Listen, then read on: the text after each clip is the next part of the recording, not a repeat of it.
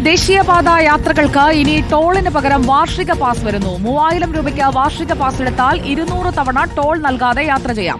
വാണിജ്യ വാഹനങ്ങൾ ഒഴികെയുള്ള വാഹനങ്ങൾക്ക് പാസ് ലഭിക്കും. പാസ് പ്രാബല്യത്തിൽ വരിക ഓഗസ്റ്റ് 15 മുതലെന്ന് കേന്ദ്ര ഉപരിതല ഗതാഗത മന്ത്രാലയം അറിയിച്ചു.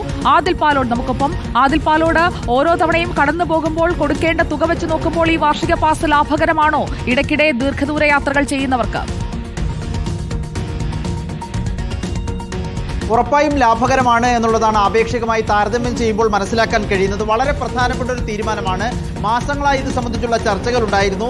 ദേശീയപാതകളിൽ ഇനിയുള്ള യാത്രകൾക്ക് ടോൾ നൽകാതെ വാർഷിക പാസ് ഉപയോഗിച്ച് യാത്ര ചെയ്യാം എന്നുള്ളതാണ് ഇപ്പോൾ വരുന്ന തീരുമാനത്തിൻ്റെ ഫലം.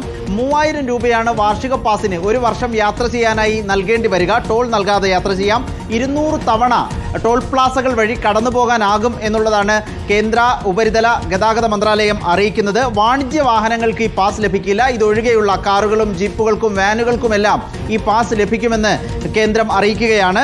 ഒപ്പം ഈ പാസ് എടുക്കുന്നതും അത് പുതുക്കുന്നതുമെല്ലാം ഹൈവേ അതോറിറ്റിയുടെ ആപ്ലിക്കേഷൻ ഉണ്ട്. അതിന് പുറമെ നാഷണൽ ഹൈവേ അതോറിറ്റി ഓഫ് ഇന്ത്യയുടെയും കേന്ദ്ര ഉപരിതല ഗതാഗത മന്ത്രാലയത്തിന്റെ വെബ്സൈറ്റ് വഴിയും ഇത് സംബന്ധിച്ചുള്ള നടപടിക്രമങ്ങൾ പൂർത്തിയാക്കാം എന്നാണ് പുതിയ അറിയിപ്പിൽ പറയുന്നത്. ദേശീയപാത യാത്ര വേഗത്തിലാക്കാനും മറ്റു ബുദ്ധിമുട്ടുകൾ ഒഴിവാക്കാനുമുള്ള തീരുമാനമാണെന്ന് കേന്ദ്രമന്ത്രി നിതിൻ ഗഡ്കരിയും വ്യക്തമാക്കുന്നു. സുജയ, ആദിൽ പാലോടാണ് വിവരങ്ങൾ നൽകിയത്.